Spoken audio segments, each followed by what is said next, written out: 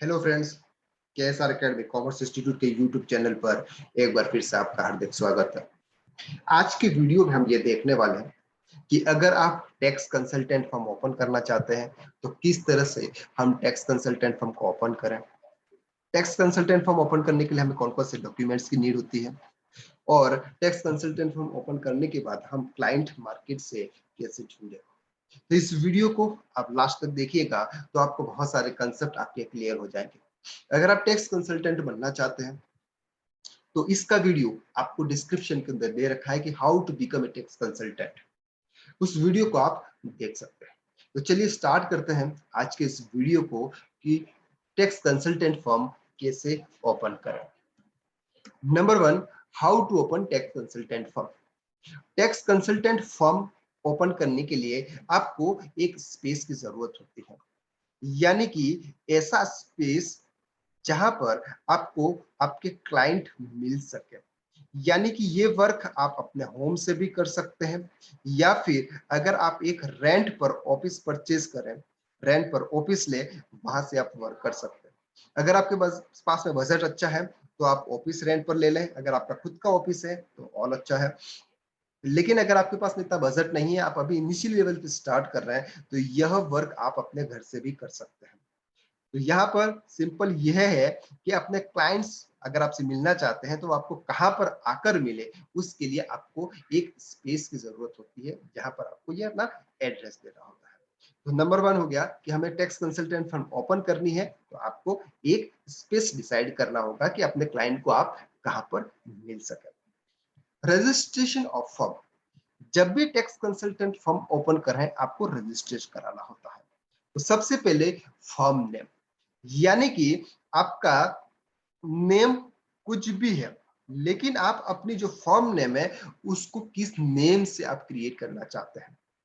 यानी कि एक पर्सन है, फॉर एग्जांपल XYZ, लेकिन वो अपनी फर्म स्टार्ट करना चाहता है कुमार ट्रेडर्स, यानी कि ये एक फर्म का नाम है। तो आप एक टैक्स कंसल्टेंट फर्म का आप नाम डिसाइड कर लीजिएगा और उस फर्म के नेम से आपको शॉप एंड एस्टैब्लिशमेंट एक्ट के अंदर आपको एक लाइसेंस लेना होता है, जिसको एमपी की लैंग्वेज में गुमास्ता कहते हैं। यानी कि ये लाइसेंस आपको शॉप एंड एस्टैब्लिशमेंट एक्ट के अंदर लेना होता है। किसी भी बिजनेस को स्टार्ट करने के लिए सबसे पहले ये लाइसेंस लेना होता है। अब इस लाइसेंस को बना के लेकिन नॉर्मली 1000 टू 2000 रुपीज तक के चार्ज किए जाते हैं मार्केट के अंदर। ये लाइसेंस जो बनाते हैं आप उनसे कांटेक्ट कर सकते हैं और वो आपसे आपके डॉक्यूमेंट्स ले जाएंगे और आपको रजिस्ट्रेशन फॉर्म यानी कि रजिस्ट्रेशन का सर्टिफिकेट आपको ला कर दे देंगे। तो सबसे पहले आपको अपनी फर्म स्टार्ट करने से पहले आपको एक नेम डिसाइड करना है। नेम डिसाइड करने के बाद में आपको एक लाइसेंस लेना है। लाइसेंस लेने के लिए हमें कौन कौन से डॉक्यूमेंट्स की नीड होती है। तो सबसे पहला, 2 पासपोर्ट साइज फोटो। आपको 2 पासपोर्ट साइज फोटो देना है। जो प्रोपराइटर है उनके 2 पासपोर्ट साइज फोटो देना है। फोटो आईडी प्रूफ, यानी कि फोटो आईडी प्रूफ में आप आधार कार्ड भी दे सकते हैं, पैन कार्ड भी दे सकते हैं, या फिर वोटर आईडी है तो वोटर आईडी दे सकते हैं, या फिर आपके पास में ड्राइविंग लाइसेंस है तो वो भी आप दे सकते हैं। एड्रेस प्रूफ ऑफ ओनर, यानी कि जो प्रोपराइटर है उसका परमानेंट एड्रेस क्या है, रेजिडेंशियल एड्रेस क्या है, उसका प्रूफ आपको देना है। तो उसके प्रूफ में आप आधार कार्ड दे सकते हैं जहां पे इसके ऊपर आपको आपका एड्रेस टाइप है। Number 4, address proof of office, यानी कि अगर ये ऑफिस आप अपने होम से रन कर रहे हैं तो आपके घर का एड्रेस देना है।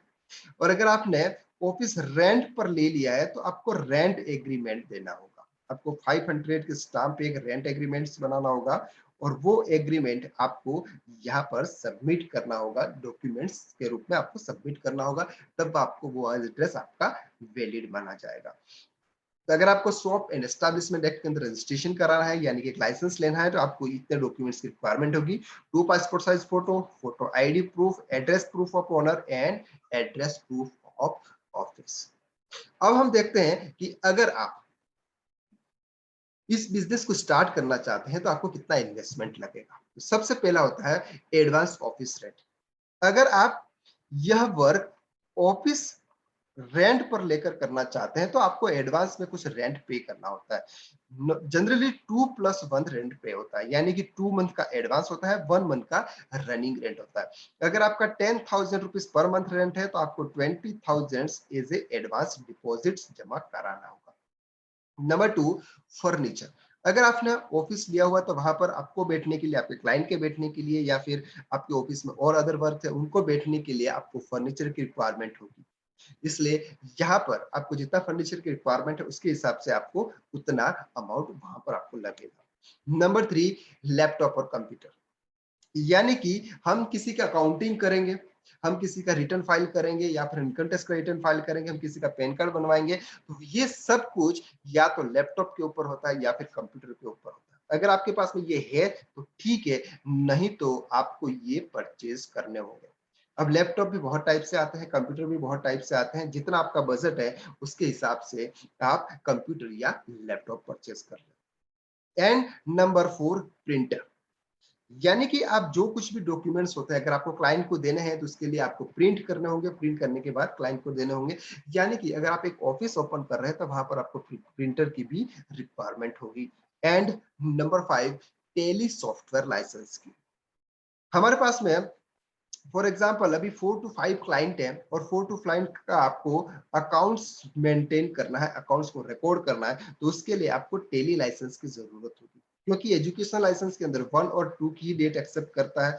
इसके लिए आपको टेली का लाइसेंस वर्जन लेना होगा। तो इतना इन्वेस्टमेंट आपको यहाँ पे लगता है। आपको advance office rent, furniture, laptop और कंप्यूटर और प्रिंटर और टेली सॉफ्टवेयर लाइसेंस। तो इतने कम बजट में आप अपना टैक्स कंसल्टेंट फर्म ओपन कर सकते हैं। इसके बाद हाउ टू मेक क्लाइंट, सबसे इंपॉर्टेंट टास्क है हमारे लिए कि हम क्लाइंट कैसे बनाएं। तो क्लाइंट बनाने के लिए बहुत सारे तरीके हैं। ये कौन कौन से तरीके हैं ये हम इस वीडियो के अंदर देख रहे हैं। अगर आपने हमारे चैनल को सब्सक्राइब नहीं किया है तो प्लीज इस चैनल को सब्सक्राइब कर लीजिएगा और बेल आइकन जरूर प्रेस कीजिएगा। सबसे पहला जो होता है वो है विजिटिंग कार्ड। आपने अपना फेम का नेम डिसाइड कर लिया। नेम डिसाइड करने के बाद आपने उसका लाइसेंस ले लिया। लाइसेंस लेने के बाद में आप एक विजिटिंग कार्ड्स बनवा लीजिएगा। विजिटिंग कार्ड्स थोड़ा सा स्टैंडर्ड बनवा लीजिएगा, क्योंकि बहुत सारे पर्सन होते हैं जिनके पास 500 से 600 रुपए में वो विजिटिंग कार्ड बनवाते हैं, जो एकदम अगर जेब में रखे तो भी ऐसा होता है कि क्या मालूम क्या रखा हुआ है। तो थोड़ा सा ऐसा हार्ड वाला विजिटिंग कार्ड बनाइएगा, क्योंकि आपका विजिटिंग कार्ड ही एक आपका आइडेंटिटी है। यानी कि आप कहीं पर भी जाएंगे तो आपका विजिटिंग कार्ड देंगे। अगर आप किसी मीटिंग के अंदर जा रहे हैं या फिर आप किसी सेमिनार के अंदर जा रहे हैं, कहीं पर भी जाए, किसी भी पर्सन से आप मिले, आपका विजिटिंग कार्ड आप उनको दें और बड़े सम्मान के साथ दोनों हाथों से आप अपना विजिटिंग कार्ड दें।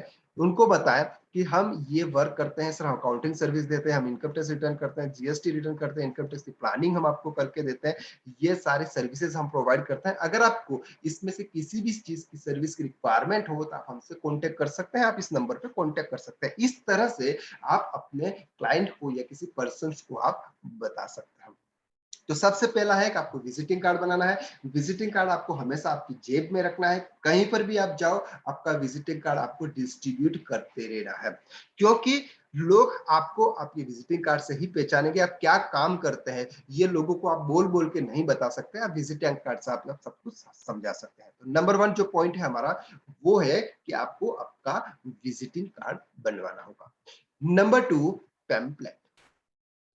हमने विजिटिंग कार्ड्स के अंदर छोटी सी स्मॉल डिटेल्स होती है, कम डिटेल्स होती है, लेकिन आपको ज्यादा डिटेल्स बतानी है किसी क्लाइंट को तो आप पेम्पलेट्स बता लीजिएगा। पेम्पलेट्स के अंदर आपको पूरी डिटेल्स यहाँ पर आपको देनी होती है कि हम कौन कौन सी सर्विस प्रोवाइड करते हैं। अब टेम्पलेट बांटने भी बहुत सारे तरीके हैं। आप सोच रहे होंगे सर इस पेम्पलेट्स को हम पेपर में, न्यूज़पेपर में दे दें, लेकिन न्यूज़पेपर्स के अंदर ढेरों पेम्पलेट्स आते रहते हैं, कोई नहीं देखता है।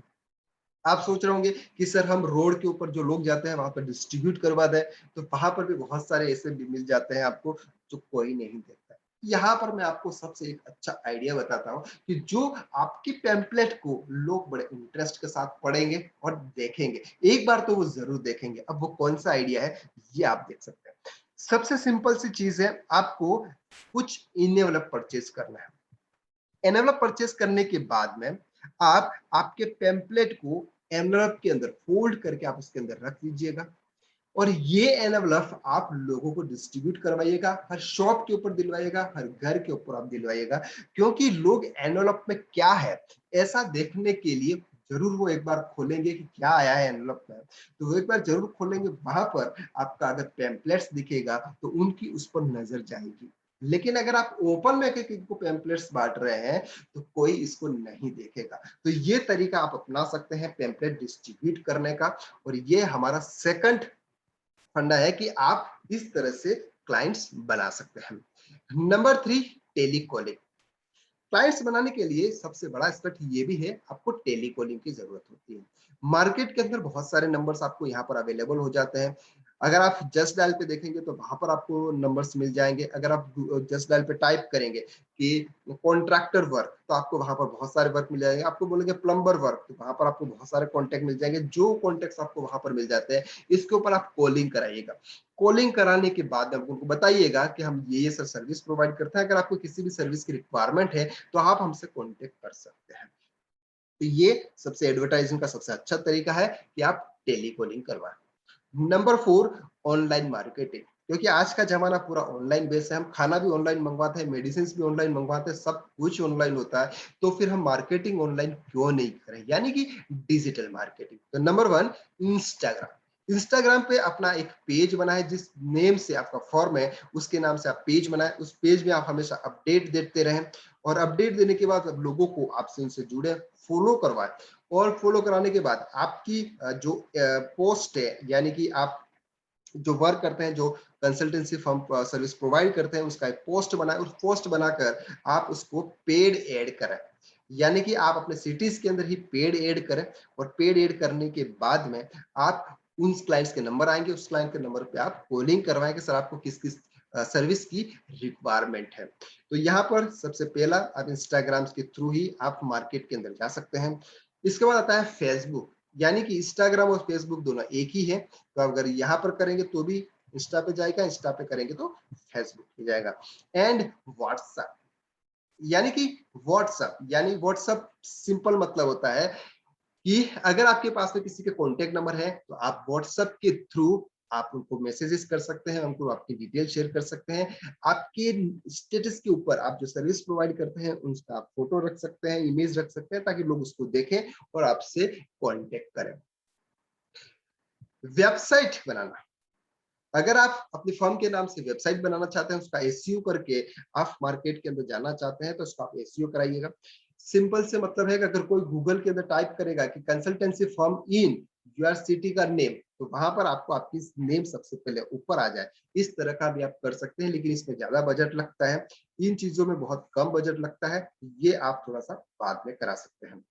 And number 5, app.